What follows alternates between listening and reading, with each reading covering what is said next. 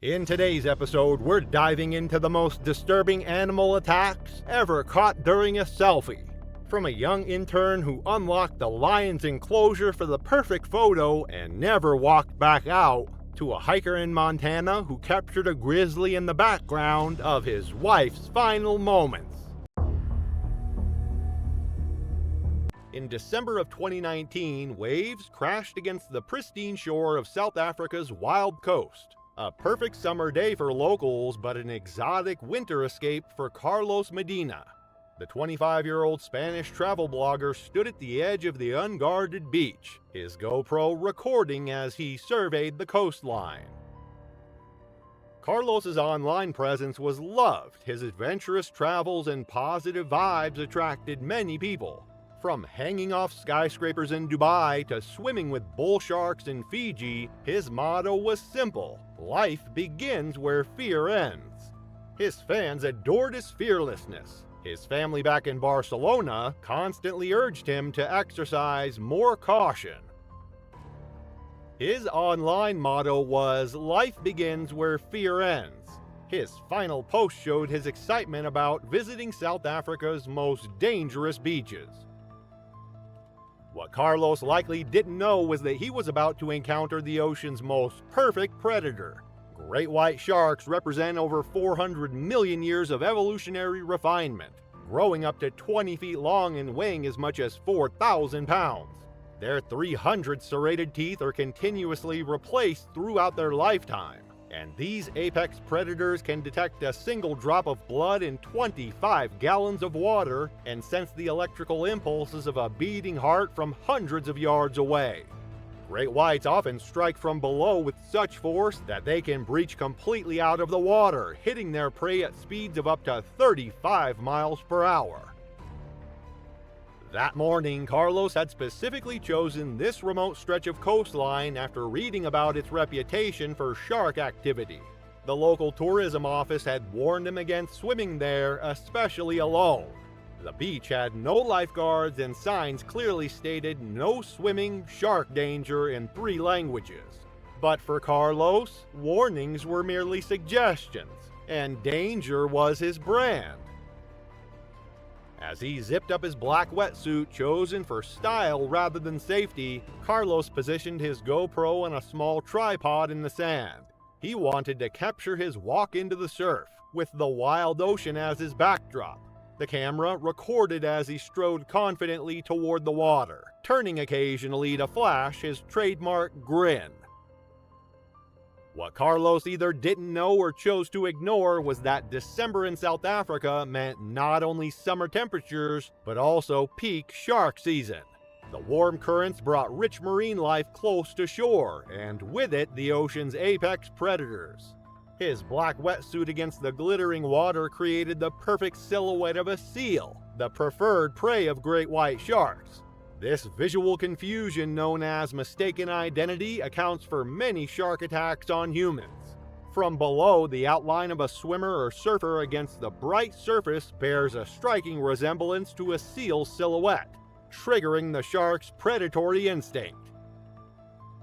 A few local fishermen further down the beach noticed the tourist entering the water and shouted warnings in Xhosa and broken English. Carlos waved back cheerfully, mistaking their frantic gestures for friendly greetings. He retrieved his GoPro from the sand and waded deeper, holding the camera at arm's length for the perfect selfie angle. The recovered footage showed Carlos panning the camera to show the ocean behind him. For 30 seconds, the GoPro recorded Carlos in the gentle motion of the waves. Then, almost imperceptibly at first, a dark triangular shape appeared in the background. The dorsal fin cut through the water with purpose, moving directly toward the oblivious blogger. The fin disappeared beneath the surface just yards behind Carlos, a hunting tactic great whites use to approach prey undetected. The water around him was suddenly, deceptively calm. For a few heartbeats, nothing happened. A fisherman on the shore spotted the shark first. He frantically yelled warnings. Carlos turned toward the shout, and the camera captured the exact moment of realization. He began to move toward shore, but the incoming waves made progress slow. The great white struck with devastating precision, attacking from below with explosive force. One moment, Carlos was struggling through waist-deep water. The next, he was pulled under with tremendous force, the water around him erupting in foam and crimson. The GoPro, knocked from his grasp, tumbled through the churning water. The fishermen and a handful of horrified beachgoers could only watch helplessly from shore. The attack was over in seconds. Brutal, efficient, and final. The water settled into deceptive calm, broken only by expanding circles of red. Hours later, as police cordoned off the beach, partial remains washed ashore nearly a mile down the coast. The body parts were later identified as Carlos through DNA testing. His GoPro was recovered from the shallows by one of the fishermen who had witnessed the attack. The partial footage it contained, showing Carlos's final moments in the approaching shark, was turned over to authorities as evidence. Marine biologists who reviewed the footage noted that Carlos had made multiple fatal errors. Swimming alone, wearing a dark wetsuit that mimicked seal coloration, entering the water during feeding hours, and ignoring local warnings. The great white had not attacked out of malice, but had simply mistaken him for its natural prey. On June 17, 2014, the morning sun rose over the Sao Paulo Wildlife Park in Brazil, casting golden streaks across dew-slick walkways and rustling palm fronds. The park was quiet, hours from the buzz of tourists. Inside, birds rustled in their enclosures, and somewhere near the back, a lion's low rumble echoed off stone. It was a day like any other, or so it appeared.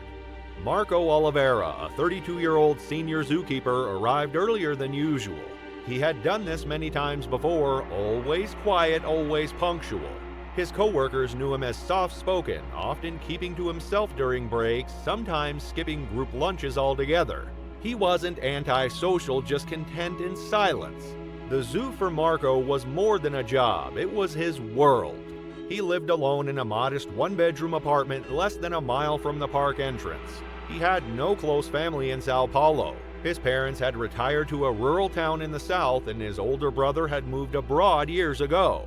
Marco rarely talked about them, he rarely traveled, rarely took time off, and never strayed far from his routine. On weekends, even when he wasn't scheduled to work, he would walk the zoo's outer paths, jotting down notes on animal behavior or photographing enclosure designs he admired. Among the animals, Marco was known, trusted, especially in the carnivore section where he'd worked for years. He spoke to them like old friends, even the more temperamental ones seemed calmer around him. That connection wasn't just professional, for Marco it was deeply personal. A few months before the incident, Marco had been assigned an additional role by park management, overseeing the zoo's social media accounts. It wasn't part of his original job, but with his eye for photography and quiet dedication to the animals, he seemed like a natural fit. Management wanted more visibility, and Marco began posting updates, feeding sessions, close-ups of the animals, morning routines. At first, it was just part of his routine, but gradually the boundaries between care and content began to blur. Before he was asked to manage the zoo's social media, his own accounts were filled with soft-focus animal portraits, rarely selfies. His captions read more like diary entries, quiet observations about the way a jaguar breathed during a nap or how sunlight caught the shimmer of a lizard's scales. To those who worked with him, Marco was dependable to a fault.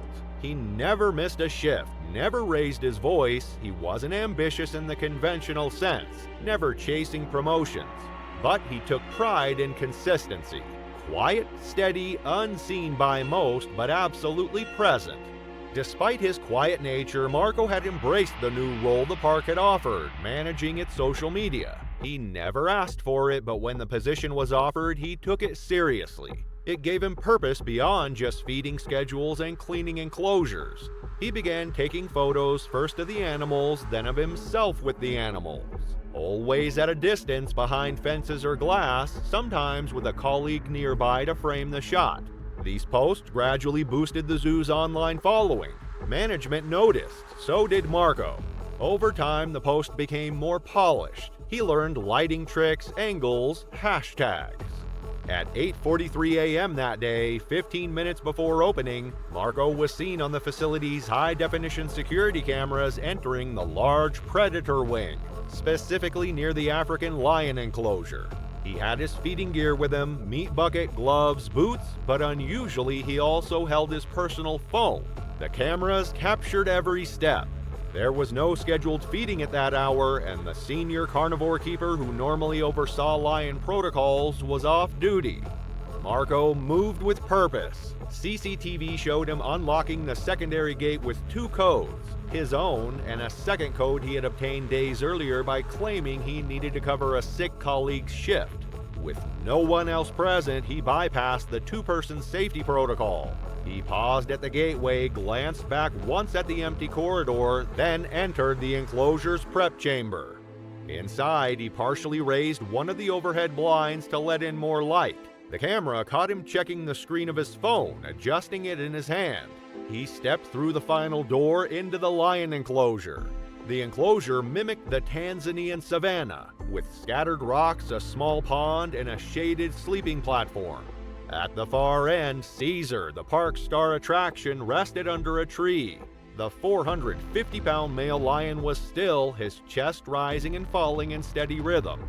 Marco set down the feeding gear like usual, perhaps to make the scene look routine if anyone questioned it later. Then he took a few steps forward, phone in hand, turned his back to Caesar, and began raising the camera. His intent was clear: frame the perfect shot with the lion in the background. Maybe a short video, maybe just a still. Something striking to boost the zoo's morning engagement. At this point, no one else was nearby. The corridor camera showed no other staff in the area. Marco was alone. Caesar's head lifted, his eyes fixed on the shape intruding on his territory. At 8:46 a.m., the lion moved.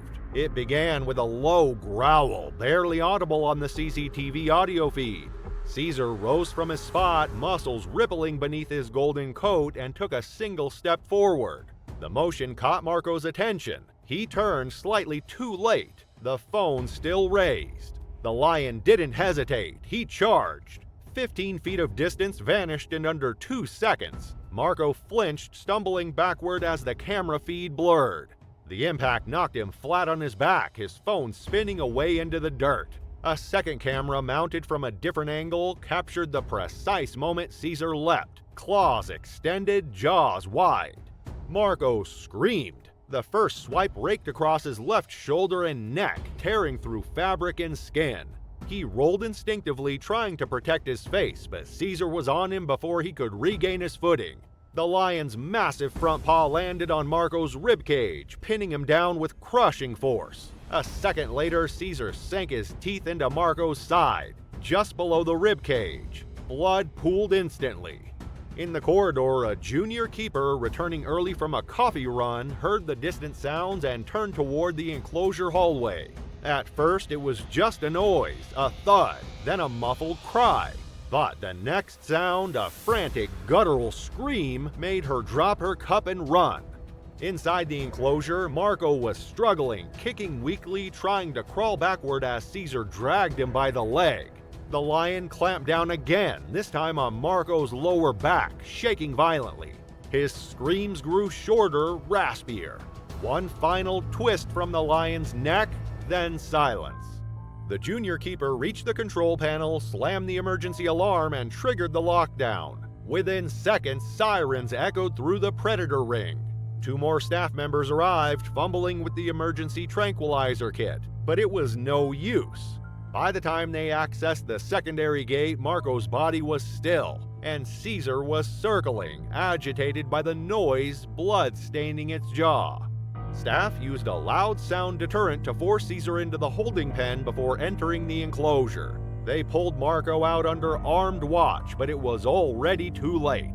His body bore deep lacerations across the chest, stomach, and back. His skull had been fractured, his ribs crushed under the weight of Caesar's strike.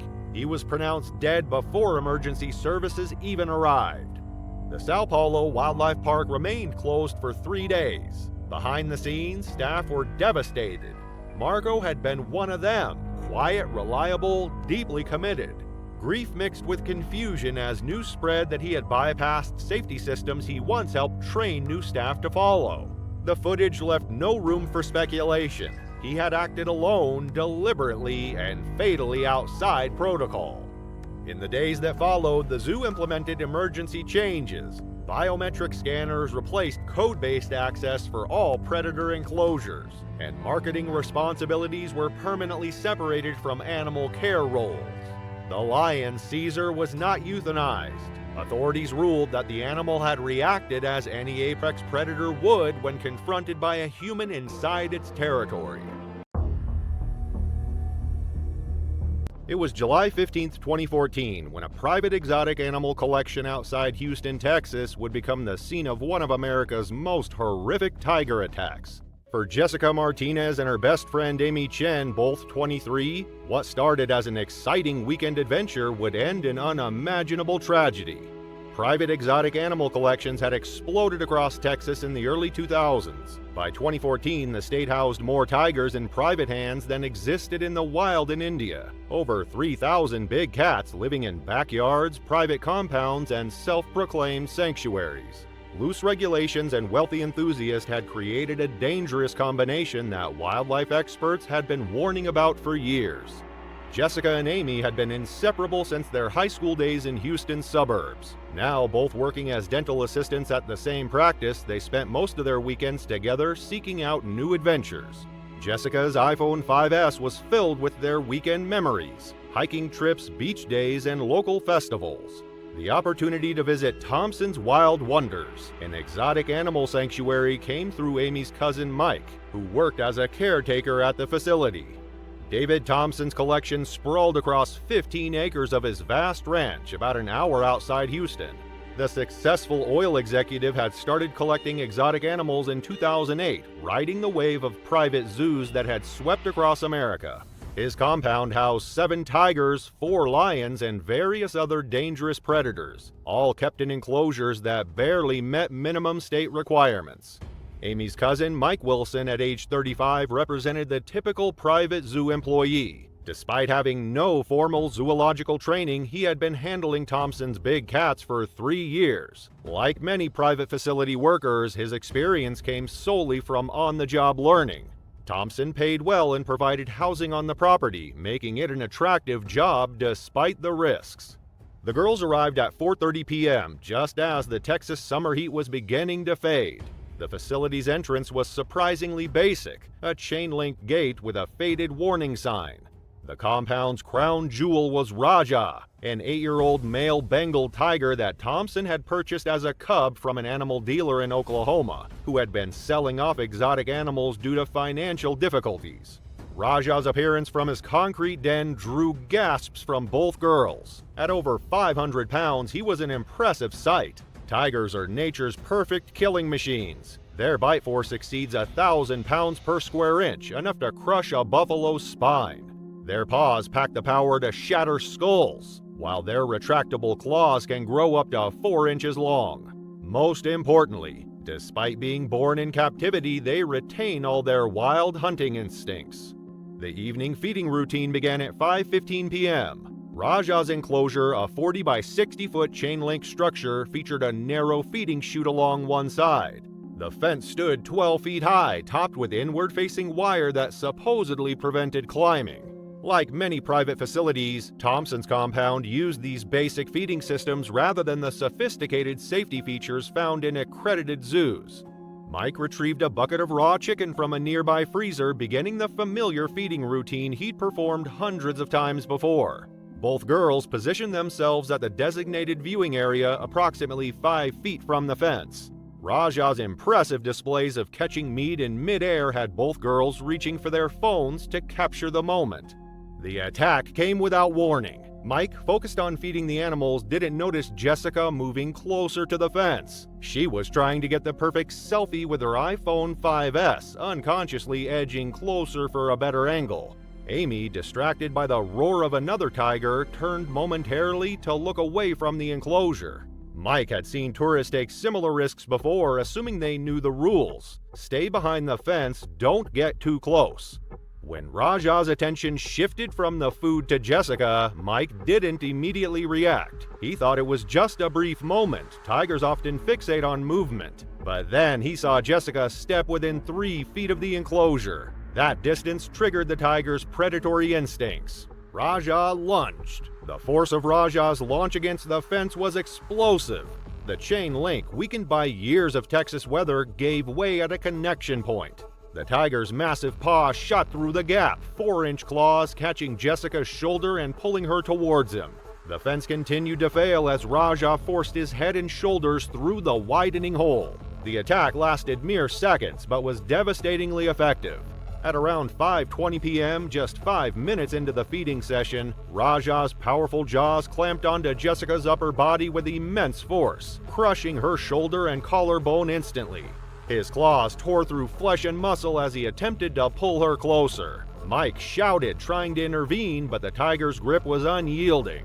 He hurled more meat at Raja, hoping to distract him, but it was futile. Raja's focus was entirely on his prey, his instincts in full predator mode.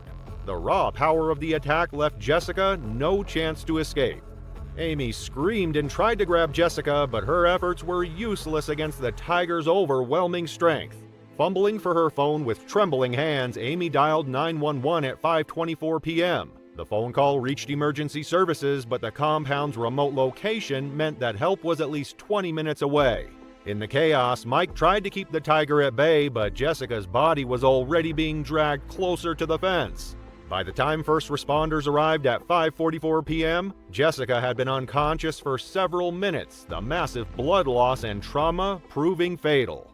The investigation revealed multiple failures. The fence's maintenance records were non-existent. The feeding chute design violated several safety recommendations. The viewing distance guidelines were completely inadequate. Thompson's insurance had lapsed 3 months earlier, and required safety inspections hadn't been performed in over a year.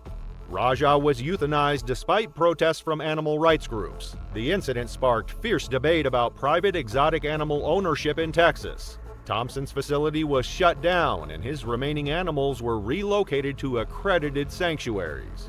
Amy Chen became an advocate for stricter exotic animal regulations, even testifying before the Texas legislature. Mike Wilson left the exotic animal industry entirely. The casual atmosphere at private facilities had created a false sense of security, leading to a tragedy that forever changed how Texas regulated its private exotic animal industry. Nestled in the eastern reaches of India lies Odisha, a land where ancient forests meet modern civilization. For centuries, these dense jungles have harbored secrets and dangers, their paths walked by both holy men seeking enlightenment and predators seeking prey. Here in the dense woodlands of the Nabarangpur district, humans and wildlife maintain an uneasy coexistence, one that would be shattered on a warm evening in May 2018. The Kumar family lived in a modest 2-room house on the outskirts of Nabarangpur. Rajesh Kumar, 34, had spent the past decade as a taxi driver, logging endless hours behind the wheel of his aging Tata Indica, a compact car commonly used for transport in India. Its worn exterior and creaking suspension bore the marks of years spent navigating this region's rugged, unpaved roads. Each morning, he would wake before sunrise, kiss his sleeping daughters Anjali and Divya goodbye, and head out in search of fares. His wife Priya would pack him a simple lunch of roti and dal, carefully wrapped in newspaper. They couldn't afford proper containers, but Rajesh never complained. He never imagined that his last early morning with his family would come so soon. That May evening had been different from his usual fare runs. A wealthy businessman had hired several taxis, including Rajesh's, to transport guests from his son's wedding. The Maharaja Golden Marriage Hall had been transformed into a scene from a Bollywood movie, with crystal chandeliers, imported flowers, and food served on gold-plated thalas. As Rajesh ferried the final group of guests home, he couldn't help but think of his own simple wedding to Priya 7 years earlier. Just a small ceremony in the local temple, followed by a modest meal. His passengers, still dressed in their expensive silk garments, chatted about the lavish dowry and the bride's diamond jewelry. The setting sun cast long shadows through the sal trees, turning the narrow road into a corridor of flickering golden shadow. As Rajesh drove, he passed occasional signs warning of wildlife crossings, common in this region where human settlements bordered thick forests teeming with life. In recent weeks, villagers had reported an increase in bear sightings. Several farmers had lost livestock, and forestry officials had issued advisories about sloth bears venturing closer to human settlements. Though primarily insectivores, these bears were known to react aggressively when startled, and with the dry season reducing food availability, encounters had become more frequent. But warnings were easy to ignore, until the danger is staring right back at you. And for Rajesh Kumar, that moment was coming fast. Rajesh pulled his taxi over near a small clearing, needing to relieve himself after hours on the road. His passengers, still in their wedding finery, urged him to wait until they reached the next town, but he stepped toward the tree line, unaware of the danger that lay ahead.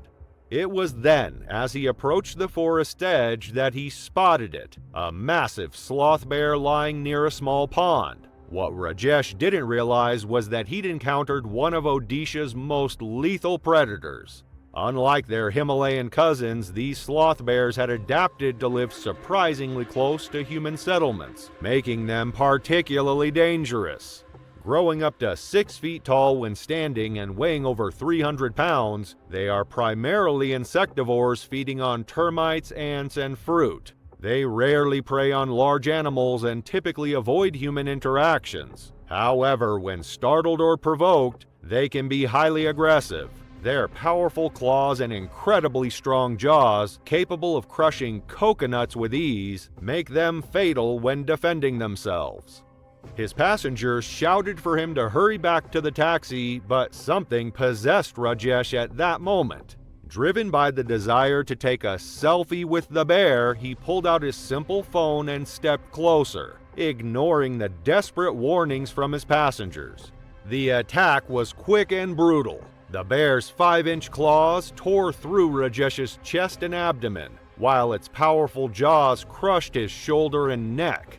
The force of the bear's bite was strong enough to shatter his collarbone and several ribs. His spine was severed in multiple places as the bear shook him violently, and deep lacerations covered much of his body. The attack lasted less than 2 minutes, but by the time the bear finally released him, Rajesh was already dead. In a remarkable display of nature's complexity, a stray dog that had been sleeping nearby suddenly charged forward, biting at the bear's legs in a desperate attempt to drive it away. The bear, already agitated, turned its fury on the smaller animal, swiping at it with its massive claws. The passengers, still frozen in shock inside the taxi, could do nothing but watch as the brutal attack unfolded. Once the bear moved away from Rajesh to focus on the dog, one of the passengers seized the opportunity to act. They scrambled out of the vehicle and ran back toward the road, flagging down a passing motorcyclist.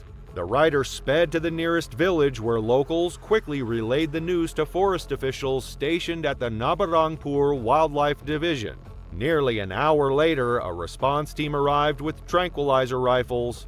The bear was still lingering near the clearing, pacing and occasionally swiping at the now injured stray dog that continued barking from a distance. The officials fired 3 tranquilizer darts into the animal, waiting until it finally collapsed before approaching.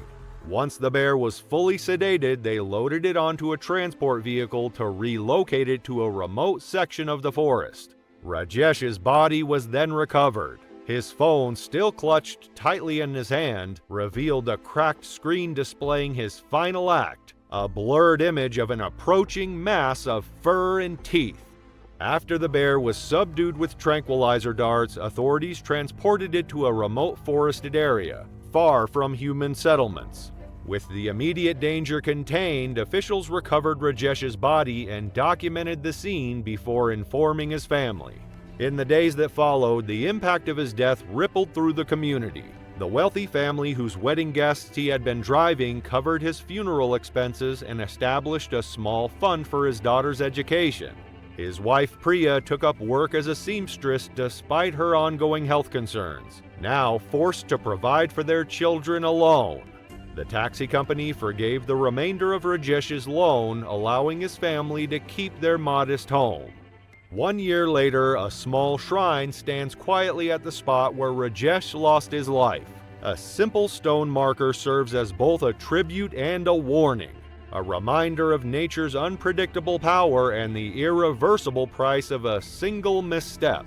To this day, people wonder why Rajesh, a hard-working and responsible father, chose to take that fatal selfie. The night of November 15, 2013, was bitterly cold in Novosibirsk, Russia. But the temperature did little to cool the spirits of Ivan Petrov and his friends as they celebrated a birthday at a local bar near the city zoo. The vodka flowed freely, and with each shot, their ideas grew more outlandish. At 24, Ivan was the life of the party. The charismatic engineering student was known for his boisterous laugh, his willingness to try anything once, and his seemingly endless capacity for vodka. By midnight, Ivan and his 5 friends were heavily intoxicated. It was the birthday boy Mikhail who eventually proposed the fatal challenge of breaking into the zoo and taking a selfie with one of the animals. Ivan declared he wouldn't just get a picture with any animal, but with the zoo's Siberian tiger. The group left the bar around 1:30 a.m., stumbling through the quiet streets toward the zoo. As they approached the main entrance, 2 of the friends sobered up enough to have second thoughts and decided to head home. The remaining 4 continued on, fueled by alcohol and the invincibility of youth. Once inside, they found themselves in a darkened landscape of pathways and enclosures. After passing several exhibits, they arrived at what they believed was the tiger habitat.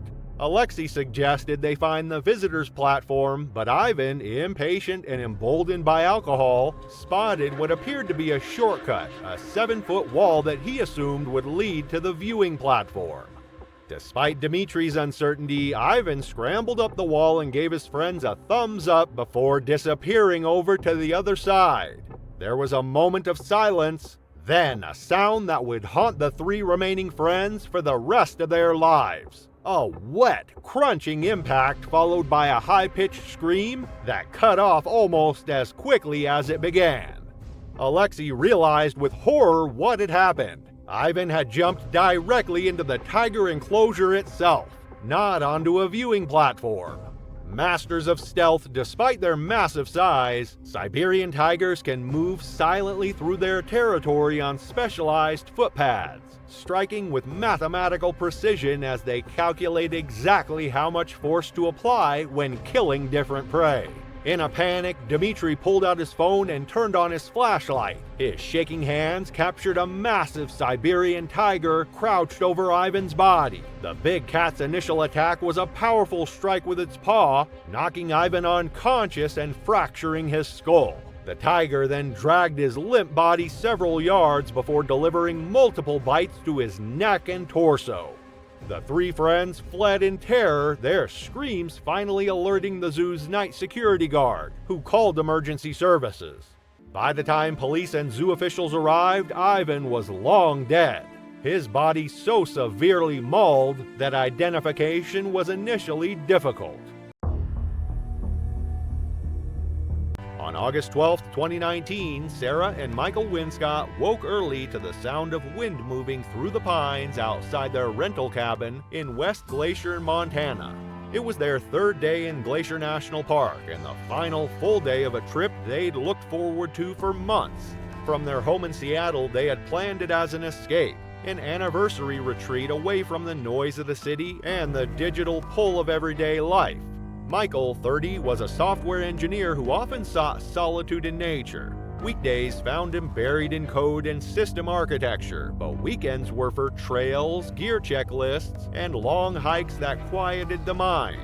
Sarah, 28, worked in publishing and had a gentler rhythm. She was reflective and observant with a strong creative streak.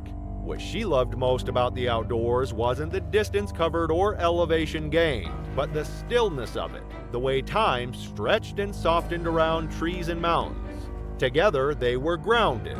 Michael brought order and structure, Sarah brought openness and curiosity.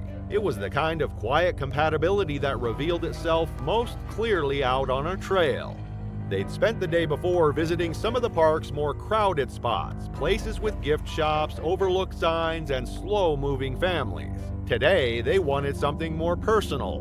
They chose the Highline Trail not for its reputation, but for its promise of space, less foot traffic, more silence. It was one of those trails that seemed to unfold with every step, always hinting at something just beyond the bend.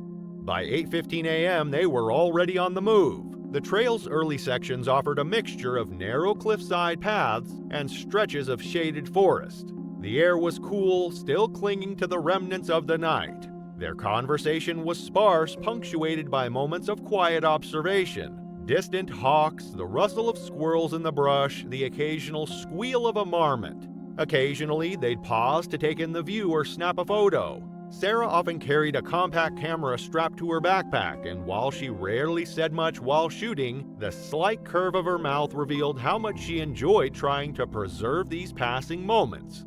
As the morning stretched on, they moved deeper into the park, away from the popular trailheads. They passed only a handful of other hikers. The sky had cleared and the forest opened up into alpine meadows lined with wildflowers. It felt as if the park belonged to them alone. Around 10:30 a.m., they emerged into a long, open slope of grass and scattered stone. It was quiet, peaceful. Then, about 50 yards ahead, something moved. At first, Sarah thought it might be a bison, but the shape was wrong. Heavier through the shoulders with a sloping back and darker fur. It was a grizzly, large, powerful, and completely absorbed in foraging. Its nose was buried in the soil, searching for roots or insects, entirely unaware of the human presence nearby. Michael reacted immediately. His posture shifted and he slowed his pace, signaling that they needed to put distance between themselves and the animal. Sarah stayed behind him, wide-eyed but calm.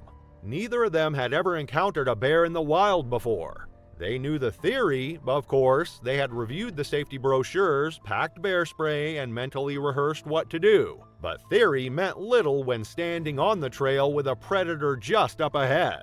They didn't speak, but Sarah instinctively pulled out her iPhone and switched to selfie mode. She kept her voice low, barely above a whisper, as she recorded, framing herself with the bear in the blurred background.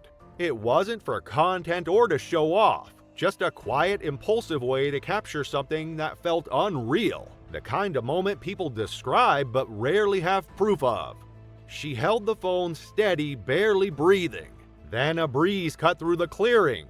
The bear lifted its head. Its posture shifted subtly, ears forward, body tense. It was no longer foraging, it was assessing. Sarah and Michael began to back away slowly and without sudden movement. The bear watched. It didn't charge, it didn't growl, but it began to follow.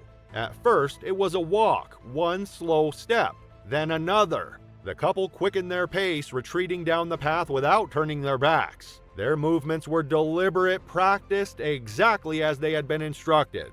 But the bear's behavior had changed. It wasn't browsing anymore, it was closing the gap. The air had changed. No more birdsong, no more breeze, just footsteps on gravel and the growing awareness that they were being followed. They moved faster, and the bear followed. The trail narrowed as they moved back the way they had come, a steep drop on one side and thick underbrush on the other. Behind them, the bear continued to follow, slow at first, measured as if trying to decide whether the figures ahead were a threat or a curiosity. But each time Sarah and Michael increased their pace, so did the bear. Its walk became a trot, its head lowered, nostrils flaring, tracking scent and sound with unnerving precision. Then, with no clear signal, it broke into a full charge. The sound was overwhelming. An explosion of movement, of claws scraping against rock, of limbs crushing foliage. The space between them vanished in seconds. Sarah and Michael turned and ran. their boots thudding against the uneven ground, lungs already straining from the altitude and adrenaline. The forest blurred as they fled, but the bear was faster, much faster. Sarah stumbled first. Her foot caught on a rock embedded in the trail's edge, and she collapsed forward, her shoulder slamming against the ground.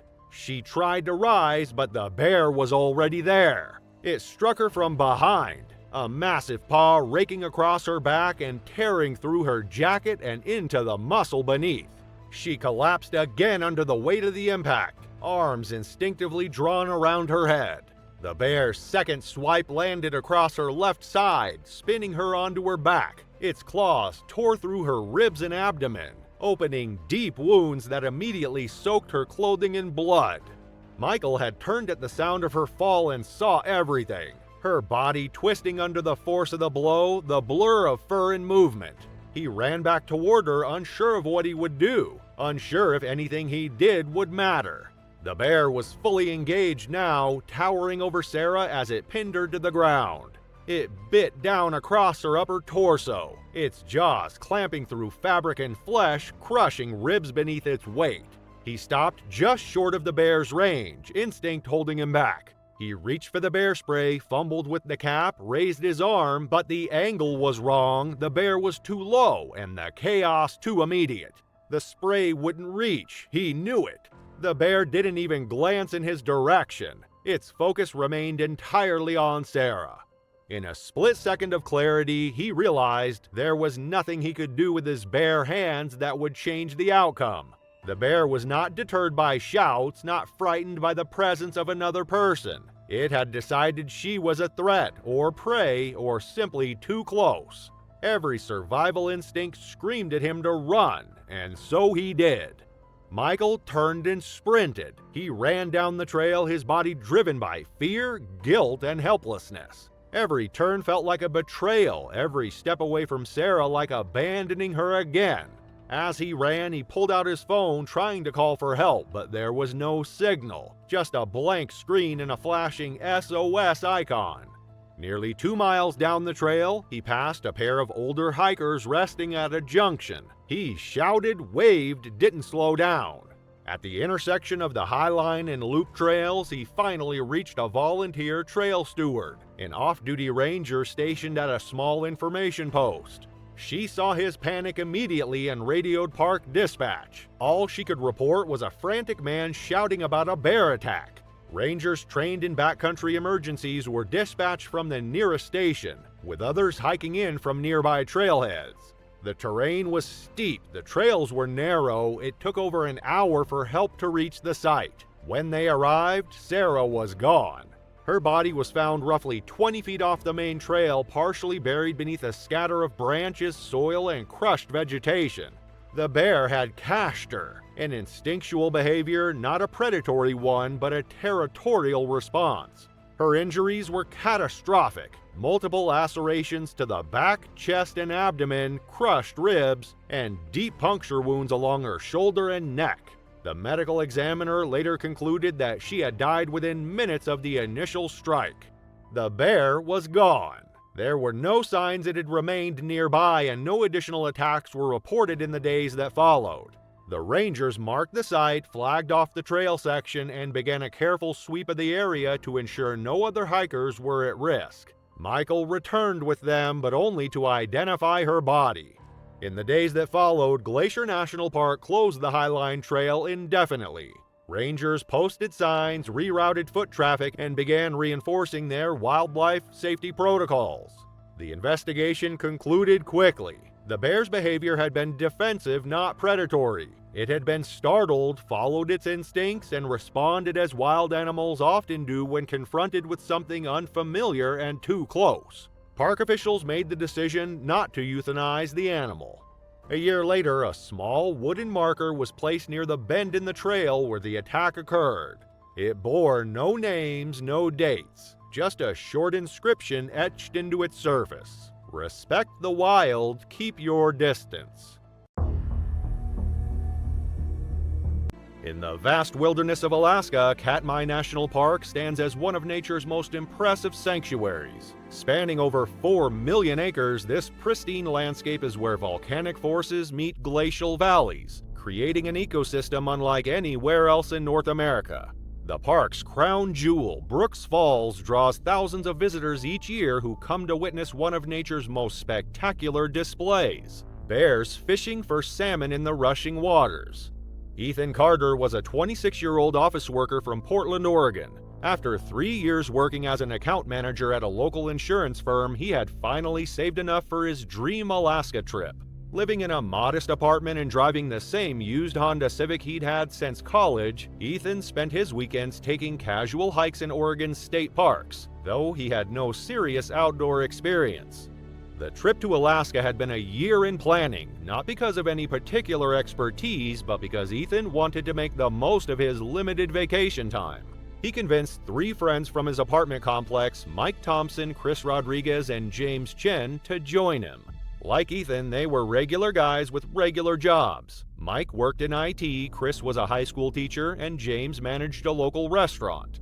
The group arrived in Alaska on September 3, 2018. They spent their first few days exploring Denali National Park, staying in basic lodges and taking guided bus tours. None of them had any experience with true wilderness or dangerous wildlife.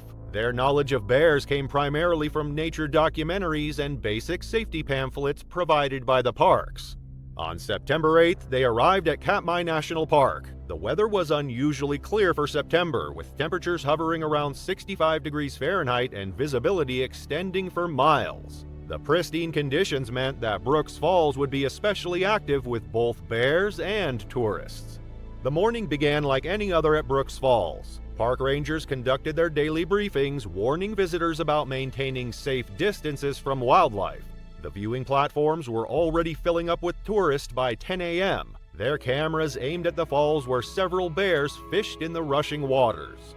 By early afternoon, the main viewing platform had become crowded with wildlife photographers. Their expensive equipment, telephoto lenses longer than a man's arm, and camera bodies worth thousands of dollars, captured stunning close-ups of the bears while maintaining a safe distance. Among the bears they photographed was bear number 856, a dominant male who had ruled these waters for nearly a decade. Ethan and his friends arrived at the platform around 2:30 p.m., squeezing through the crowd of serious photographers. The group watched with amusement as the photographers discussed technical details and compared their elaborate equipment. Ethan pulled out his iPhone, holding it up mockingly next to a photographer's massive telephoto lens. Mike and James joined in the joking, laughing about how these photographers needed such expensive gear to take pictures of bears that were right there in front of them. Only Chris seemed uncomfortable with their attitude, having actually read through the park's safety materials during their trip planning. He understood that the expensive equipment wasn't just about getting better pictures. It was about maintaining a safe distance from deadly predators. The casual attitude that had developed during their trip had stripped away any real sense of danger.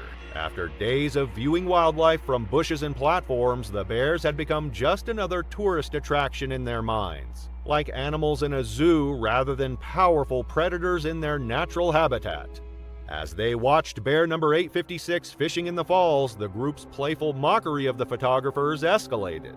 Mike suggested they could get better photos with their phones than these professionals with their expensive gear. James added that all those fancy cameras were probably just for show. Their jokes and casual attitude fed into Ethan's growing confidence. Brown bears like number 856 are perfectly evolved killing machines. Their massive bodies, weighing up to 1,500 pounds, contain layers of muscles that can generate explosive force. A single swipe from their forearm can decapitate a moose, while their jaws can crush bones with over 1,200 pounds of pressure per square inch. Despite their enormous size, these bears can sprint at speeds reaching 35 miles per hour, faster than any Olympic sprinter. Bear number 856 was particularly impressive, even by Katmai standards. At 1,200 pounds, he had established complete dominance over the prime fishing spots at Brook Falls. Rangers had documented his unusual aggression toward both other bears and any perceived intrusions into his territory. His massive frame carried scars from countless battles, testament to years of violent encounters that had earned him his position at the top of the hierarchy. Spotting what appeared to be a clear path down to the water's edge, Ethan made his fatal decision. He pointed out how he could get a better angle than anyone else on the platform. Chris immediately protested, reminding them about the morning's safety briefing and the multiple warning signs. But his concerns were dismissed with more laughter and jokes. The casual nature of Ethan's decision made it all the more tragic. There was no grand purpose, no professional photography goal, just a young man's impulsive desire to prove he could get closer than others, spurred on by friendly banter and a complete misunderstanding of the danger. As Ethan climbed over the safety railing, Chris made one final attempt to stop him. His voice was tense with genuine concern, but Mike and James were still treating it as a joke, even encouraging Ethan to get closer for a better shot. The other photographers on the platform began noticing the commotion, some shaking their heads in disbelief, others frantically trying to signal the nearby rangers. Ethan walked confidently toward the water's edge, holding his iPhone up as he moved. The 50-yard safety distance established by decades of research and countless bear encounters rapidly diminished. 40 yards, then 30, then just 25 yards from where bear number 856 was fishing. The massive predator noticed the intrusion immediately. The attack unfolded with terrifying speed. Bear number 856 exploded from his fishing spot, covering the distance to Ethan in mere seconds. The bear's charge was silent, no roar, no warning growl, just 1,200 pounds of muscle and fury moving with lethal purpose. Ethan only managed to turn halfway before the first impact. The initial strike came from the bear's left paw, its 4-inch claws tearing through Ethan's jacket and into his back.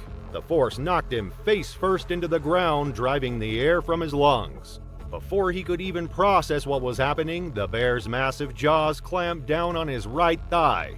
The bite force of a brown bear exceeds that of a lion or tiger, and bear number 856 demonstrated this power with devastating effect. His teeth crushed through muscle, sinew, and bone like they were paper. The bear's bite severed Ethan's femoral artery instantly, starting a deadly countdown that would end in minutes without immediate medical intervention. As Ethan lay pinned beneath the enormous predator, bear number 856 began what wildlife experts call a killing shake. A violent side-to-side motion designed to tear flesh and break bones. The movement was so powerful it lifted Ethan's entire body off the ground. His screams echoed across the falls, sending tourists scrambling back from the railings in terror. Mike and James stood frozen in shock, while Chris collapsed to his knees, overwhelmed by the horror unfolding before them. Park rangers stationed at the viewing platform reacted immediately. 2 rangers armed with 12-gauge shotguns loaded with slug rounds rushed toward the scene, while another radioed for emergency medical support. But even these experienced professionals were shocked by the brutality of the attack. The bear released its grip on Ethan's leg only to clamp down on his shoulder, its teeth easily puncturing through his collarbone and into his chest cavity. Each bite delivered over 1,200 pounds of pressure per square inch, crushing bones and rupturing internal organs. Blood soaked the ground beneath Ethan's body as bear number 856 continued its assault. Rangers fired warning shots into the air trying to frighten the bear away without risking hitting Ethan. The massive predator paused momentarily, lifting its blood-covered muzzle to assess this new threat. This brief interruption allowed the Rangers to see the full extent of Ethan's injuries. His body lay twisted and broken, with massive wounds visible across his torso and limbs. After what seemed like an eternity but was actually less than 2 minutes, bear number 856 finally retreated, leaving Ethan motionless on the blood-soaked ground. The Rangers rushed forward, their medical training telling them that every second counted. But the damage was catastrophic. Ethan had lost too much blood, and his internal injuries were too severe. Despite immediate medical attention and a desperate attempt to stabilize him for helicopter evacuation, Ethan Carter was pronounced dead at 5:47 p.m. The official autopsy would later reveal the true extent of the bear's power: 37 distinct bite wounds, multiple crushed bones, and severe internal trauma. The right femoral artery had been completely severed, leading to massive blood loss that proved impossible to stop, even with immediate medical intervention.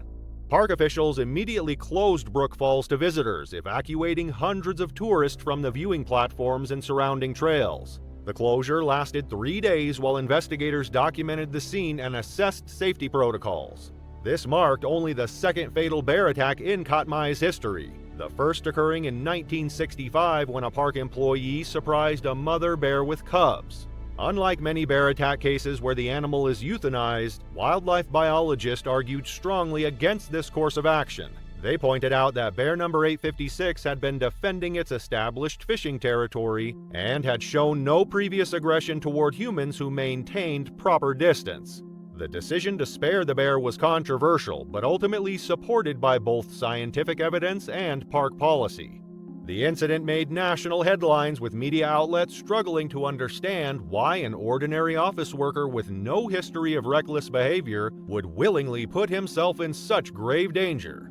Park rangers reviewing the case identified a phenomenon they had seen before: the normalization of danger. Days spent watching bears from a safe distance had gradually eroded Ethan's natural fear of these apex predators. The casual atmosphere among his friends and their jokes about professional photographers created a false sense of security, leading to a deadly mistake. In the heart of Uzbekistan, where ancient Silk roads once carried treasures between East and West, lies a modern city struggling to maintain its aging institutions. Among them, a Soviet-era zoo where magnificent beasts paced behind weathered bars, and where one man's desire to impress would lead to his devastating end. Faruk Ariskalov had worked at the city zoo for over 15 years, his callous hands and weathered face telling the story of countless days spent tending to the facility's residents. At 44, he was neither young nor old, but experienced enough to know better than to do what he was about to attempt. His monthly salary of 15,000 tenge, roughly $35, barely covered his basic needs. But it was his new relationship that made him yearn for something more impressive than being just another underpaid zookeeper. Marina, his girlfriend of 3 months, had captured his heart with her youth and vitality. At 28, she was significantly younger than Faruk, and her constant social media presence made him increasingly aware of the gulf between their worlds. She would often show him viral videos of other zookeepers interacting with their animals, asking why he had never shared such exciting content of his own work. The lion enclosure had always been the zoo's main attraction. 3 magnificent African lions, 1 male and 2 females, had been born in captivity and raised at the facility. The male, whom the staff called Sultan, was particularly impressive with his full mane and powerful build. Despite their captivating upbringing, these were not tame animals, something Faruk knew all too well from years of careful feeding and cleaning routines. On that fateful morning in December 2024, before the zoo opened to the public, Faruk arrived earlier than usual. The sun had barely risen over the Soviet bloc buildings surrounding the zoo, and a light frost still covered the ground. His colleagues would later recall how he had seemed distracted lately, constantly checking his phone and talking about his new relationship. What Faruk didn't realize was that these apex predators, despite years of captivity, retained every instinct of their wild ancestors. African lions capable of bringing down prey weighing up to 1,000 pounds possess jaw strength measuring 1,000 pounds per square inch. A single swipe of their paw can crush a human skull, and their territorial instincts remain as sharp as their 4-inch canines. The footage recovered from Faruk's phone would later reveal his final moments. He approached the enclosure with his phone held high around 5 a.m., recording himself as he spoke to the lions in the enclosure. The animals, usually still drowsy at this hour, began to stir as he drew closer. Then, in a decision that would prove fatal, he did the unthinkable. He entered through the service door. The attack was immediate and devastating. Sultan, the male lion, initially remained still, watching as Faruk approached. Moments later, he moved toward the zookeeper, followed by the two lionesses. One of the lions eventually clamped its jaws down on Farouk's arm. His phone, still recording, captured his first screams before being knocked from his grip. With over 800 pounds of muscle and raw power bearing down on him, any chance of escape vanished. The lions continued their attack, overpowering him with ease. There was no one else present at that early hour. Farouk had entered the enclosure alone, and the zoo had not yet opened for the day. His absence was only noticed when the other employees arrived later that morning, and by then, it was far too late. Zoo staff rushed to the lion exhibit once they realized something was wrong, but by then the lions had already mauled him beyond saving. It took animal control officers over an hour to secure the enclosure before they could recover his remains. His phone was later found several feet away, its screen shattered but its recording intact, preserving the horrific final moments of his life. The tragedy quickly gained international attention, with media outlets worldwide reporting on the shocking incident. News platforms highlighted growing concerns over zoo safety protocols and the dangers of close human interaction with wild animals. The footage of Farouk's final moments, which surfaced online, became a focal point of discussion about the risks zookeepers face, fueling debates on whether stricter regulations should be implemented. The zoo administration faced heavy scrutiny for its lack of security, while online discussions raised broader concerns about the responsibilities of institutions housing dangerous predators.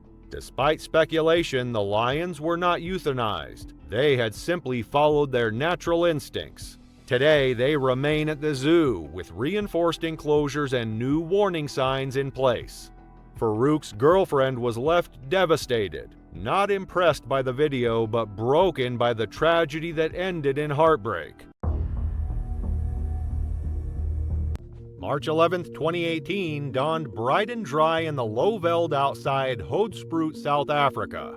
By mid-morning, the rising sun cast sharp golden light over the bush, painting long shadows across the thorn trees and rust-colored soil.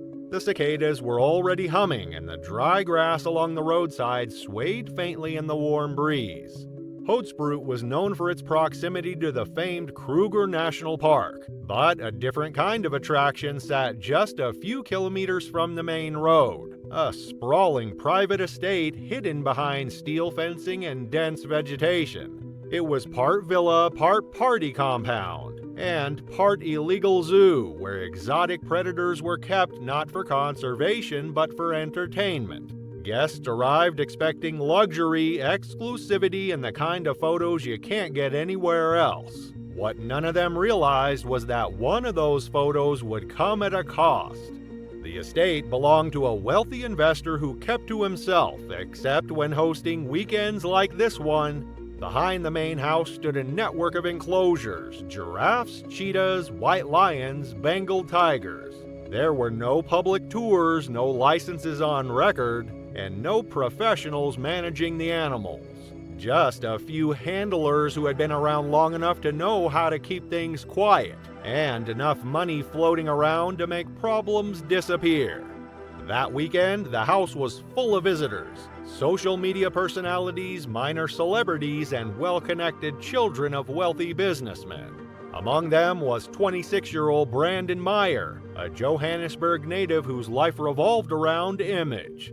Brandon wasn't an influencer in the traditional sense, but his curated Instagram feed showed off a life of luxury: shirtless yacht trips, luxury cars, rooftop lounges, gym selfies, and overpriced sneakers photographed against polished marble floors. He had never worked on a conventional job and had never needed to. His father ran a regional airline and had made sure Brandon had everything he wanted, from designer clothes to a fully paid apartment in Sandton. For Brandon, life wasn't about stability, it was about attention, about getting the shot. And that morning, surrounded by cameras, drinks, and carefully staged jungle aesthetics, Brandon had one goal in mind: to take the kind of photo that would grab attention. Something dangerous, something impressive, something stupid. The lion enclosure was the crown jewel of the estate, a sun-bleached pen set behind reinforced metal fencing housing 2 adult lions.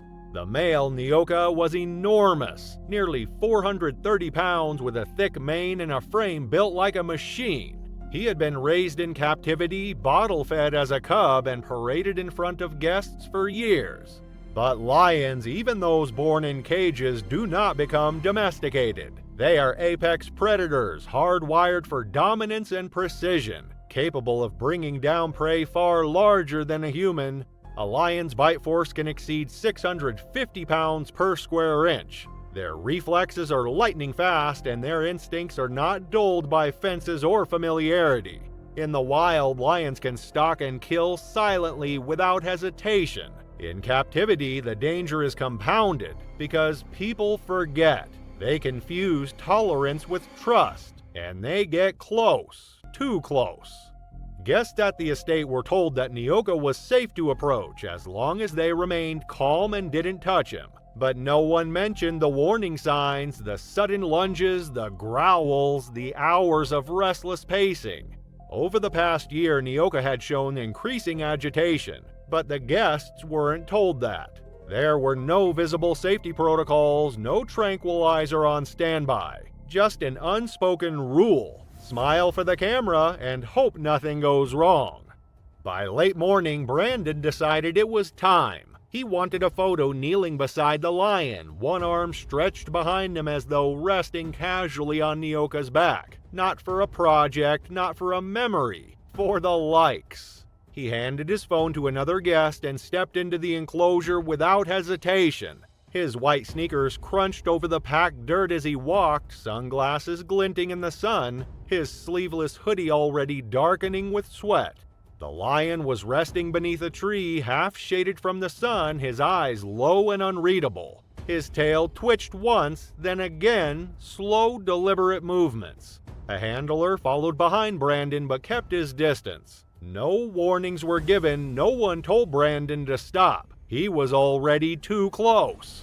Brandon crouched beside the lion with practiced ease, turning his head just enough to catch the angle of the camera. He grinned, not a wide smile, but the kind of confident smirk he'd used in countless photos before. With slow, deliberate movements, he stretched his arm behind him, adjusting his posture to make it appear as though his hand was resting lightly on Nyoka's back.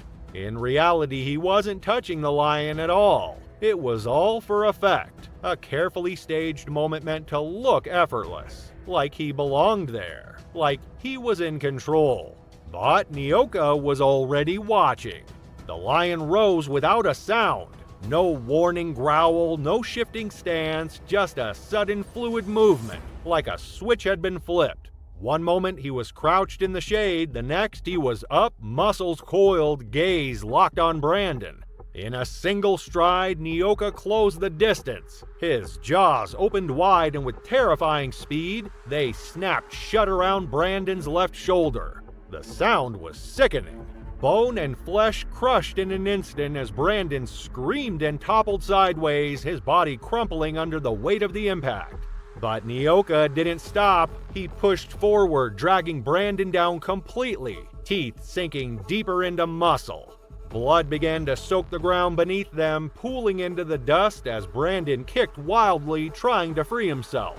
Around them, panic erupted. Guests backed away in horror, some screamed, others bolted for the enclosure gate. One man stood frozen, still holding Brandon's phone, the camera app open but forgotten. Brandon flailed, trying to crawl, but the lion was already adjusting his grip. Nyoka's jaw shifted to the side of Brandon's neck and clamped down again, this time pulling him backward with frightening ease. Brandon's screams grew wet and strained as blood filled his mouth, his hands scraping helplessly at the ground. Nyoka repositioned once more, rearing slightly before slamming his weight down and locking his jaws onto the back of Brandon's skull. The force of the bite fractured his cervical spine and tore through the soft tissue of his scalp. Then came the shaking, violent, decisive. The movement left deep gashes across Brandon's head and neck, the lion's mane whipping with each brutal twist.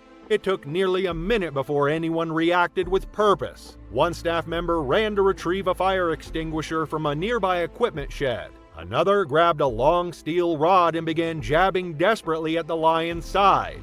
When the extinguisher was finally discharged, a cloud of white foam engulfed the lion's head, momentarily disorienting him. Nyoka hesitated, snarled, and then finally released his grip and backed away slowly. Blood streaked across his muzzle. Brandon's body was limp when they dragged him out. His sleeveless hoodie was shredded. Deep lacerations carved across his ribs and shoulders. One eye was swollen shut from blunt trauma. His breathing was erratic, short, shallow gasps that signaled how little time he had left. There was blood everywhere, smeared across the dirt and smeared across the hands of the people who had watched it all happen. No one said anything. There was nothing left to say. Paramedics were called and he was still alive when loaded into the ambulance. He regained consciousness for a few seconds, then slipped under again. His blood pressure collapsed en route to the hospital. Emergency responders attempted to stabilize him, but he went into cardiac arrest less than 10 minutes into the drive. He was pronounced dead shortly after. The official cause of death was listed as major blood loss resulting from extensive trauma to the neck and upper torso, including a partially severed spine. In the days that followed, the estate was shut down by provincial authorities, though no formal charges were filed. Nyoka was tranquilized and relocated to a secure wildlife facility several hours north. Most of the guests who witnessed the attack gave brief statements to investigators and quietly left the estate within 48 hours. A few removed their posts from that weekend, but others left them up, cropped and captioned without mention of what had happened. None of them spoke to the media. Whatever guilt or shock they carried, they kept it private. There are many ways to die. Some are tragic, some are unlucky. And some, like this, are simply dumb. On May 23, 2018, the dense pine forest of rural Ontario stood thick and quiet around the remote property known as Northwood's Exotic Animal Haven. The facility wasn't marked by signage or advertised online. It had no entry gate, no visitor hours. From the outside, it looked like a large estate. But beyond the trees stood cages and the low sounds of pacing animals. Robert and Linda Mackenzie had lived there for nearly 22 years. In that time, they had acquired over a dozen exotic animals: lions, leopards, cougars, and more recently, Bengal tigers. Their interest in wildlife began modestly. Rescued servals, a retired zoo leopard. But as their wealth grew, so did their ambitions. Robert and Linda, fueled by money and a shared fascination with big cats, gradually turned their remote property into a personal zoo. Together, they poured time and money into building their collection, creating what they believed was a personal sanctuary. But Northwoods was never officially licensed as a zoo. It operated on the thin edge of private ownership laws, legal enough to avoid scrutiny but far from regulated.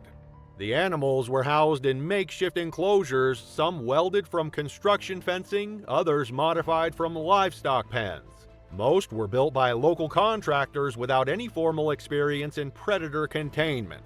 Still, to the Mackenzies and their small circle of friends, the place was something to be proud of, something impressive. That Wednesday afternoon, Robert and Linda were entertaining longtime friends David and Catherine Harrington. The two couples had met more than a decade earlier at a private fundraiser in Toronto. David had built his fortune in real estate, and Catherine had a finance background.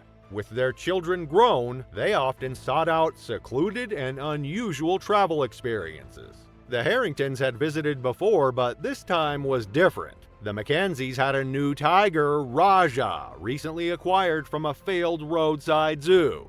The afternoon began unremarkably. The couple sat on the Mackenzies' elevated deck, shaded by tall spruce and overlooking the lower half of the property. A breeze carried the faint scent of pine and animal musk. Over wine and late lunch, the couples caught up, surrounded by animals few others ever saw. As the sun began to lower and the second bottle of wine emptied, Robert suggested they walk down to see Raja. He described the tiger in affectionate terms, exaggerating his gentleness, recounting how he'd been calm as a house cat since arriving. There was no urgency in the decision, no group consensus, just a casual agreement to go see the newest addition. The enclosure stood downhill, framed in a 12-foot chain-link fence reinforced with steel. The tiger lay on the concrete, its striped coat vivid in the afternoon light. Robert stood near the outer gate, boasting about Raja's size and behavior. As he spoke, the others stood behind him. David stepped forward for a closer look while Catherine stayed back, phone in hand, casually framing the scene in her camera's viewfinder. Then Robert made a decision. He opened the outer gate and gestured toward the small buffer zone between the two fences. The area was only a few feet wide, a space designed more for feeding than for foot traffic. It wasn't meant for visitors, but there was no warning, no second thought.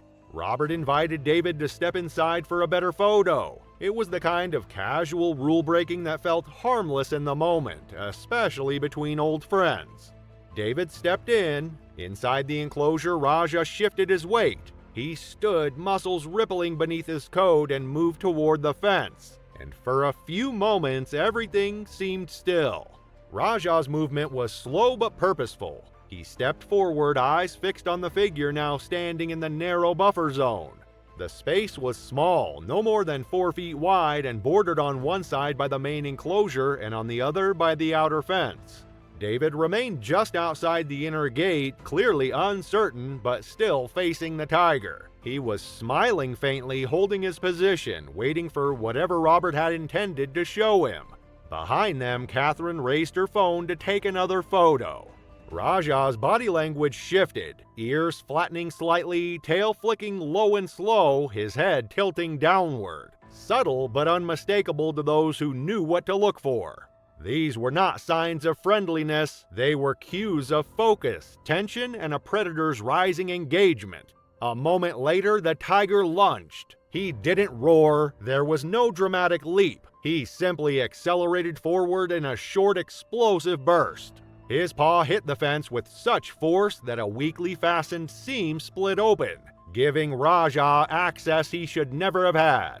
His paw came through first, claws extended, catching David by the forearm and pulling him violently forward. The impact slammed his shoulder into the fence, pinning him. In a flash, Raja reached farther through the gap, grabbing at whatever flesh he could reach. David tried to pull back, but the tiger's strength overwhelmed him instantly. Catherine screamed. The phone slipped from her hand and hit the ground, the screen still lit. The fence clattered and trembled with every movement as Raja dragged David's upper body against the metal. His jaws clamped down at the gap, finding David's shoulder, then his neck. Blood sprayed across the gravel. David's legs kicked, boots skidding for grip, but he was held in place, partially inside the enclosure, trapped by the tiger's grip.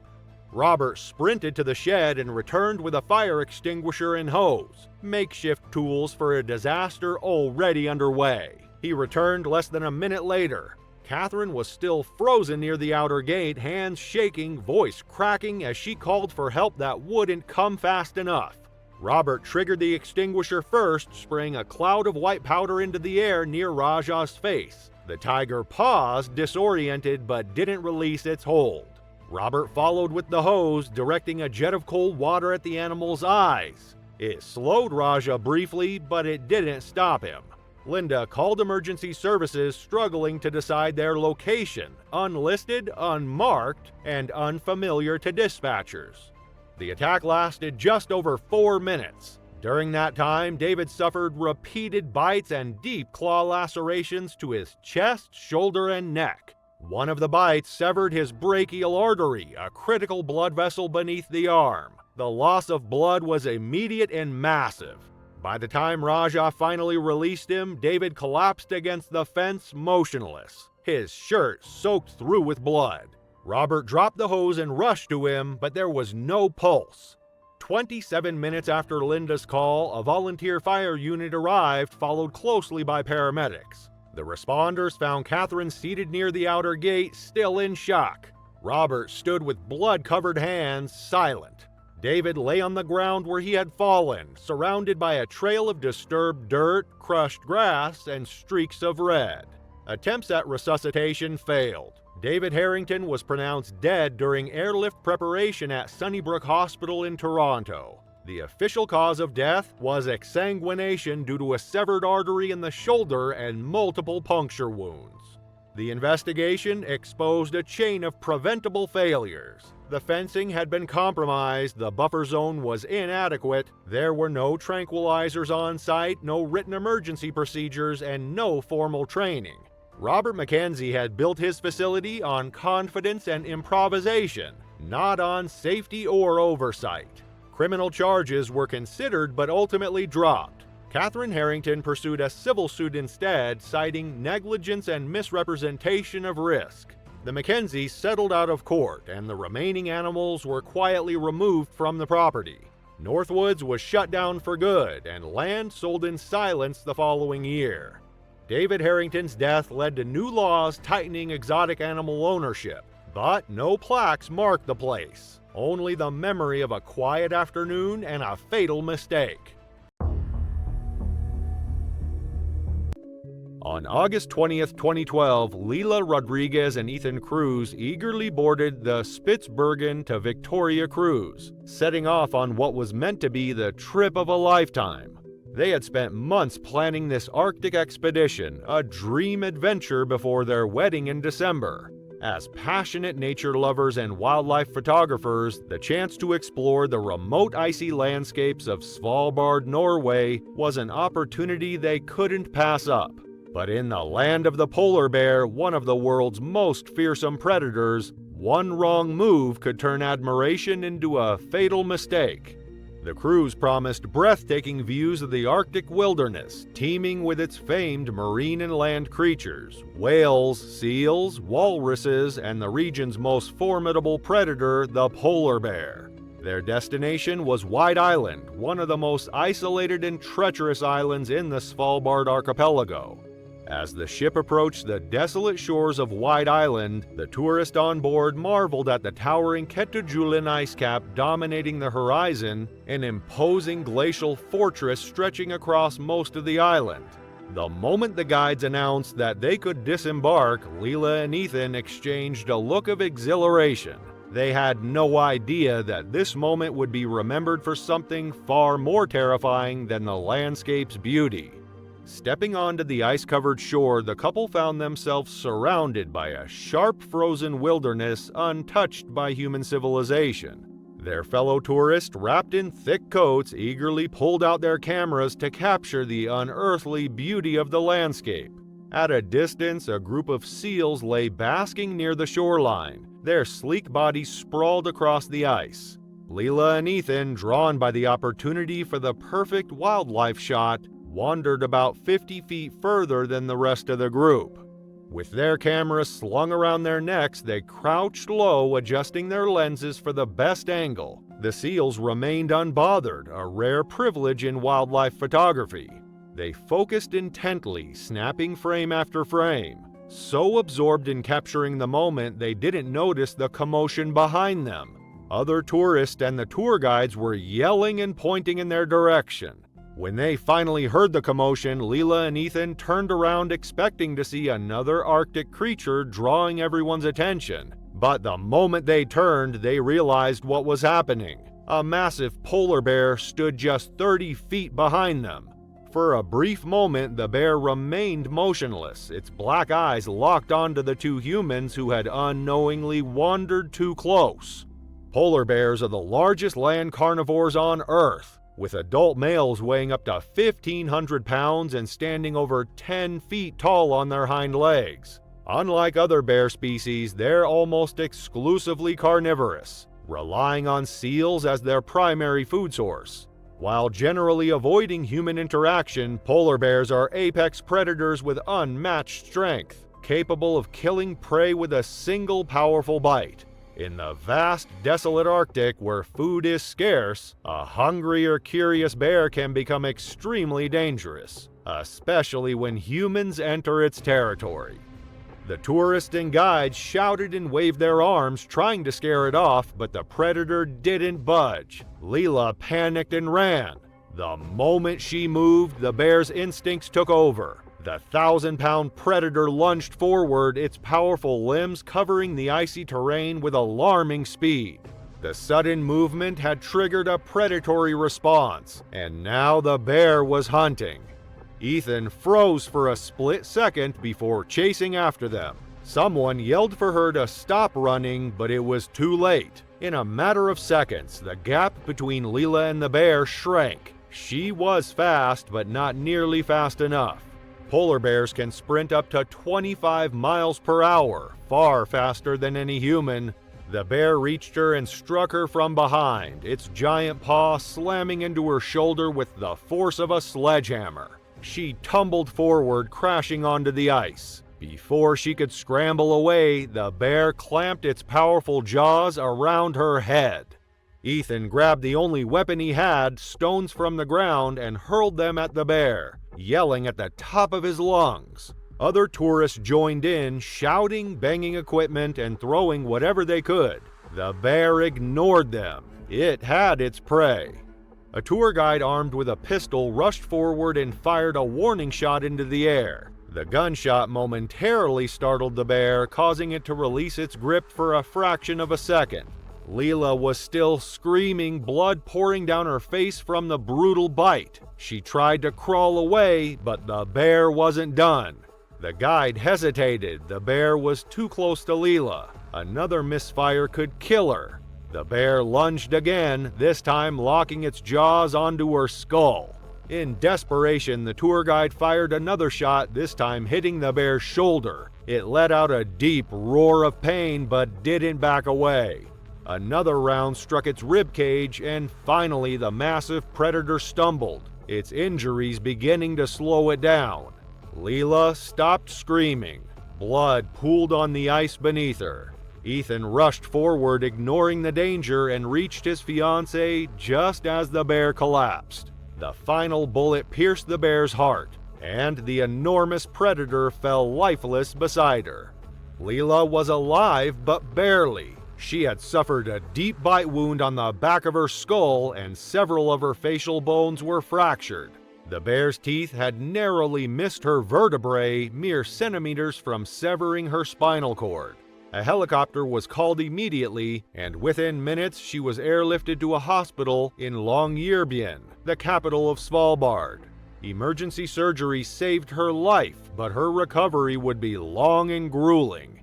Ethan never left her side. A few weeks later, Leela spoke to the media about the attack. She didn't blame the bear, but told an interviewer that the bear was only doing what instinct compelled it to do. She admitted, however, that she would never return to the Arctic. The polar bear attack on White Island became one of the most infamous incidents in Arctic tourism history. The tour company faced heavy criticism for allowing tourists to get too close to wildlife without stricter precautions. The bear, estimated to be around 7 years old, had shown no prior aggression toward humans and was likely scavenging along the coast when the group unknowingly approached. New policies were implemented following the attack, including stricter regulations on tourist movements in polar bear territory. Ethan and Leela canceled their December wedding, postponing it until she fully recovered. Though she survived, the scars remained, both physical and emotional. The photographs she had taken of the seals were never recovered. Her camera had been crushed in the attack. But Leela and Ethan's story showed that for all its beauty, the wild remains unpredictable. And when humans cross the line, nature does not forgive. Leela Rodriguez and Ethan Cruz were surrounded by people who acted quickly, trying to protect them during the terrifying polar bear attack. But it raises the question, was it enough? Could more have been done by those watching to prevent the tragedy? It was September 23, 2023, when India's National Zoological Park in Delhi would witness one of its most horrific lion attacks. By 2023, India's zoos had recorded over 100 serious incidents involving big cats between 2010 and 2023, though only 3 had resulted in fatalities. The Delhi Zoo, however, despite hosting over 3 million visitors annually, had maintained a perfect safety record since its establishment. The nation's capital had seen a surge in zoo visitors that year, with attendance up 25% from 2022. Tourism officials attributed this increase to post-pandemic recovery and improved facilities. Yet this surge brought new challenges: overcrowding during peak hours, increased pressure on security staff, and growing concerns about visitor behavior around dangerous animals. The Delhi Zoo, sprawling across 176 acres in the heart of India's capital, represented India's premier wildlife facility. Established in 1959 during Jawaharlal Nehru's administration, it housed over 1,350 animals across 130 species. The lion enclosure, constructed in 1989 and renovated in 2019, featured a sophisticated design, an 18-foot deep moat surrounding a 21,528 square foot naturalistic habitat, complete with artificial rocks, shade structures, and cooling systems. The facility's security systems reflected modern zoo standards. 15 armed guards patrolled the grounds in rotating shifts, while 128 CCTV cameras monitored key areas. The lion enclosure itself featured multiple safety elements: 3-tier barriers, emergency response stations every 164 feet, and a sophisticated public announcement system. Daily inspections ensured all safety features remained functional, with maintenance logs meticulously maintained as per international protocols. While the Delhi Zoo took every measure to ensure the safety of its visitors, the story of Maqsood Singh highlighted a different kind of vulnerability, one that went unnoticed by the very systems designed to protect. Living with his parents and younger sister in a one-room apartment in East Delhi's Anand Parbat industrial area, Maqsood earned a modest salary of 12,000 rupees, around $144 monthly, at Sharma Garments Factory. His father, disabled from a factory accident years earlier, relied on Maqsood's income. The family's financial struggles made it impossible to address Maqsood's increasingly erratic behavior. Mental health care for many in India's working class remained an unaffordable luxury. The signs of his deteriorating mental state had been visible for months. Co-workers at Sharma Garments noticed his increasing isolation during lunch breaks. His supervisor, Rohan Mehra, had documented several unexplained absences in the past month alone. At home, Maqsood spent hours staring at wildlife documentaries on their small television, particularly fascinated by big cats. His mother later recalled his strange questions about animals' souls and their capacity for mercy.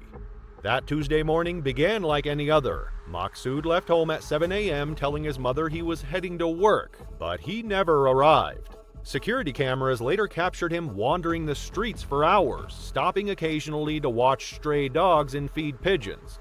At 12:15 p.m., he made an unexpected decision: purchasing a zoo ticket. The 50 rupee entry fee may have seemed insignificant to most, but for Maqsood it was nearly half of his daily wages. Inside the zoo, Sher, an 8-year-old male African lion, embodied nature's perfect predator. Born in South Africa's Pretoria Zoo, he had arrived in Delhi in 2018 as part of an international breeding program. Weighing 400 pounds, his powerful frame was a testament to millennia of evolution, a creature built for the hunt. Under the care of trained staff, his daily routine consisted of regulated feedings, enrichment activities, and constant monitoring. Lions are apex predators whose hunting abilities have been refined over millions of years. Their bite force exceeds 1,000 psi, enough to crush a buffalo's skull. Their paws can deliver 400 pounds of force in a single swipe, while their claws, reaching lengths of 4 inches, can disembowel prey with surgical precision. Their night vision is 6 times better than humans, and their roar can be heard up to 5 miles away. Most importantly, despite years in captivity, they retain every predatory instinct of their wild ancestors. Sher's keepers had noted his particular intelligence. He could recognize individual staff members, understood feeding routines, and displayed all the natural behaviors of wild lions. This included territorial patrolling, scent marking, and most critically, the instinct to eliminate any perceived threats to his domain. At precisely 1:05 p.m., while visitors crowded the viewing area, Maqsood began his fatal journey. Security footage captured him methodically removing his shoes and placing them neatly by the first barrier. The enclosure's triple security system had been designed based on international standards: a 3-foot outer fence, a 4-foot warning barrier with anti-climb spikes, and finally the 18-foot moat. Each barrier bore warning signs in 3 languages, with pictorial warnings for illiterate visitors. The viewing area was particularly crowded that afternoon. A school group from South Delhi had just arrived, their blue uniforms dotting the observation deck. Tourist buses had deposited their usual Tuesday crowds, and local families sought refuge from Delhi's bustling streets. Security cameras captured over 200 visitors in the lion enclosure area at the time. What happened next would raise serious questions about mental health awareness in India's working class. Maqsood scaled the first 2 barriers with unsettling calmness, ignoring shouts from nearby visitors and the frantic whistles of security guards. 2 schoolteachers quickly evacuated their students while other visitors began filming on their phones, a tragic reflection of modern society's response to unfolding disasters. The descent into the moat took exactly 27 seconds according to security footage. Several visitors later reported that Maqsood appeared to be mumbling to himself, his movements deliberate and almost ritualistic. Head security guard Prakash Verma, stationed about 300 feet away, immediately activated the emergency protocol, but the distance proved too great to intervene in time. Maqsood, still fixated on the lion, pulled out his phone. His behavior had become erratic in the days leading up to this moment, and this was the culmination of his growing instability. With little regard for the danger, he stepped closer to the lion's enclosure, deciding to snap a selfie with the wild predator. Ignoring the signs of the lion's territorial behavior and the increasing shouts from visitors to stay away, Maqsood's thoughts seemed consumed with the idea of capturing the moment on his phone. The attack unfolded with terrifying efficiency. Cher, who had been resting near his artificial waterfall, noticed the intrusion immediately. His transformation from relaxed zoo resident to apex predator was instant. Ears flattened, muscles tensed, tail dropped into hunting position. The lion's behavior followed textbook predatory patterns, exactly as his wild counterparts would react to an intruder. The crowd's reaction created chaos. Hundreds of visitors began screaming and throwing whatever they could find. Water bottles, food items, even shoes, trying desperately to distract the lion. Zoo staff, led by head keeper Arvind Rathore, rushed to the scene with fire extinguishers and emergency flares, but they were helplessly far from where the events were unfolding. Cher covered the 98-foot distance in less than 3 seconds, his muscular body launching forward with explosive power. The initial impact knocked Maqsood backward, the lion's 400-pound frame hitting him with the force of a small car. What followed was a display of nature's unrestrained fury that would haunt witnesses for years. The lion's first bite, targeting Maqsood's neck, a natural lion hunting instinct, delivered over 1,000 psi of crushing force. The massive paws, each equipped with retractable claws designed for gripping prey, pinned Maqsood to the ground. Emergency response teams, arriving just 10 minutes after Maqsood began his climb into the enclosure at 1:15 p.m., could only watch as the lion dragged his victim toward the concrete den, following an instinct perfected over millions of years of evolution. The recovery operation finally began at 2:30 p.m. after obtaining necessary permissions from wildlife authorities. Dr. Sunil Verma, the zoo's chief veterinarian, led a team of 6 specialists in the delicate task of sedating Cher. The process required extreme precision. Too little sedative would leave the lion dangerous. Too much could prove fatal to the valuable breeding animal. The operation itself took about 90 minutes. 2 darts containing ketamine and xylazine, carefully measured for Cher's body weight, were required before the lion was sufficiently sedated. Once the sedatives took effect, the team waited an additional 15 minutes to ensure Cher was deeply unconscious and stable, following big cat handling protocols before entering the enclosure. The investigation revealed that Maqsood died almost instantly from the first bite, with crushed cervical vertebrae, trauma from the impact, and deep claw wounds. In response to the attack, the zoo implemented stricter security measures, including taller barriers and additional CCTV cameras, and updating training for staff on handling psychiatric emergencies. Cher, the lion, remained at the zoo, but his enclosure was modified. While the debate over keeping big cats in captivity continued, experts emphasized the importance of well-managed zoos for conservation and education. The incident reinforced the truth that no matter how familiar, a wild animal's instincts can never be fully tamed. On August 24, 2012, the autumn chill had begun to creep into the vast Alaskan wilderness. In the heart of Denali National Park, where the untamed beauty of North America remained as it had for millennia, Richard White was setting up camp. He had spent decades behind the lens, chasing the fleeting moments of nature's raw elegance. At 49, he had long since abandoned the safety of group hikes, preferring solitude among the towering peaks and sprawling tundras. This land was his cathedral, the place where he felt most alive. But even cathedrals can become tombs, and before the sun would set on his final day, Denali would claim him forever. Photography had not always been his calling. As a teenager in San Diego, he had stumbled upon an old camera at a thrift shop, and from that moment, the world took on an entirely new dimension. The lens became his teacher, drawing him into landscapes he might have never explored otherwise. He never intended to make a living from it. His job at a pharmaceutical company paid the bills, but his passion for photography was what tethered him, giving him something to look forward to amid the monotony of daily life. This trip to Denali was not his first. He had visited 3 times before, drawn back by the vast silence and the chance to capture creatures preparing for the long Alaskan winter. August was perfect, just before the deep snows swallowed the land. The bears, lynxes, moose, and smaller creatures of the tundra were all on the move, desperate to store what they could before the season of scarcity arrived. It was, by all accounts, a photographer's paradise. Upon arriving, Richard wasted no time setting up camp. The drive had been long, and with the sun beginning to dip behind the jagged peaks, he hurriedly pitched his tent, stowing away his supplies. That night, he managed only a few shots of the twilight settling over the tundra, the sky painted in purples and golds.